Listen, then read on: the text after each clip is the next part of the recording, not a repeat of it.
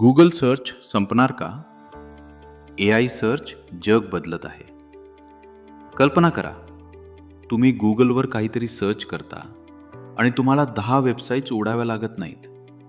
कोणीतरी थेट तुमच्याशी बोलतं. तुमच्या प्रश्नाचं उत्तर समजावून सांगतं. तुमच्या भाषेत, तुमच्या पद्धतीने आणि काही सेकंदात. हे भविष्य नाही, हे आजच सुरू झालं आहे. आणि या नवीन क्रांतीचं नाव आहे AI सर्च. एका काळी इंटरनेट म्हणजे गुगल, गुगल म्हणजे सर्च, सर्च म्हणजे वेबसाईट्स.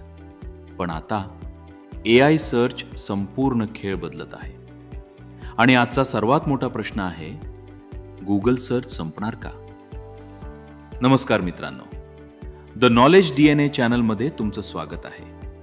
आणि आज आपण पाहणार आहोत AI सर्चने जगात कसा भूकंप घातला आहे, गुगल का घाबरला आहे, नोकऱ्यांवर काय परिणाम होणार, YouTubers, bloggers, students, office employees सगळ्यांचं भविष्य कसं बदलणार, आणि सर्वात महत्त्वाचं, आपण काय करायला हवं. गुगलची सुरुवात. चला सुरुवात करूया एका गोष्टीपासून. 1998 साल. 2 तरुण मुलं, लॅरी पेज आणि सर्गेई ब्रिन, त्यांनी एक छोटंसं सर्च इंजिन बनवलं. नाव होतं गुगल. त्या काळात इंटरनेटवर माहिती शोधणं खूप कठीण होतं. पण गुगल आलं आणि जग बदललं. आपण काहीही सर्च करायचो, गुगल आपल्याला वेबसाईट्स दाखवायचं. आपण त्या वेबसाईट्स उघडायचो, वाचायचो, समजून घ्यायचो. म्हणजे गुगल स्वतः उत्तर देत नव्हतं, ते फक्त माहिती कुठे आहे ते दाखवत होतं. आणि जवळपास 25 वर्ष गुगल हा इंटरनेटचा राजा बनला. AI सर्च म्हणजे नेमकं काय? पण मग आर्टिफिशियल इंटेलिजन्स आलं, ChatGPT आलं, जेमिनी आलं, क्लॉड आलं, परप्लेक्सिटी आलं आणि सर्चची डेफिनेशन बदलली. पूर्वी काय व्हायचं? तुम्ही लिहायचात बेस्ट फोन अंडर 20,000. गुगल तुम्हाला 10 वेबसाईट्स दाखवायचं. आता काय होतं? AI तुम्हाला थेट सांगतं कोणता फोन चांगला, का चांगला, त्याचे फायदे तोटे, तुमच्या गरजेनुसार रिकमेंडेशन. म्हणजे आता सर्च इंजिन नाही तर आन्सर इंजिन तयार होत आहे. AI सर्च म्हणजे एक असा डिजिटल मेंदू जो तुमचा प्रश्न समजतो, विचार करतो, माहिती एकत्र करतो आणि मग थेट उत्तर देतो. आणि इथेच गुगलची खरी भीती सुरू झाली. गुगल का घाबरला आहे? कारण गुगलचा बिझनेस मॉडेल कशावर चालतो? ॲड्सवर. तुम्ही सर्च करता, तुम्ही वेबसाईट्सवर जाता, ॲड्स पाहता, गुगल पैसे कमवतं. पण AI सर्चमध्ये काय होतं?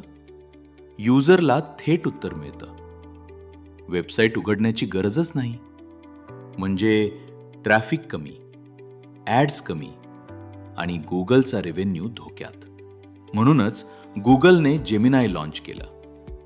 AI ओव्हरव्ह्यू सुरू केलं. सर्चमध्ये AI आणायला सुरुवात केली. कारण गुगलला माहीत आहे, जर त्यांनी AI स्वीकारलं नाही तर दुसरी कंपनी त्यांना मागे टाकेल. जग कसं बदलणार? स्टुडंट्स, विद्यार्थी आता फक्त सर्च करत नाहीत, ते AI ट्यूटर वापरत आहेत. मॅथ समजत नाही? AI शिकवेल.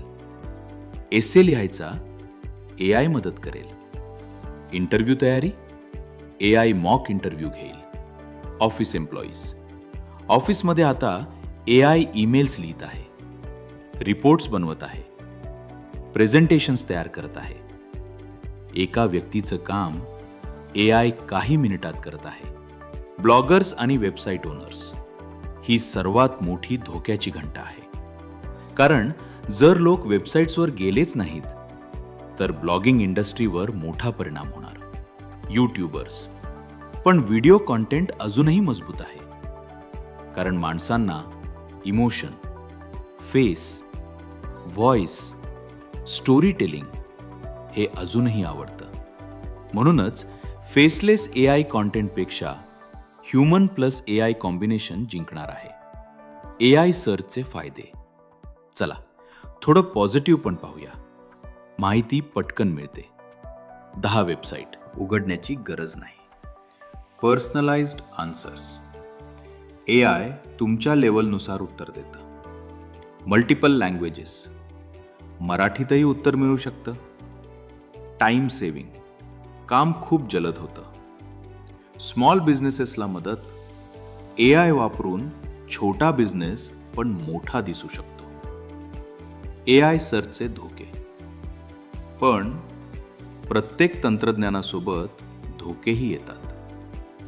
चुकीची माहिती. AI कधी-कधी कॉन्फिडेंटली चुकीचं उत्तर देऊ शकतं. ह्युमन थिंकिंग कमी होणं.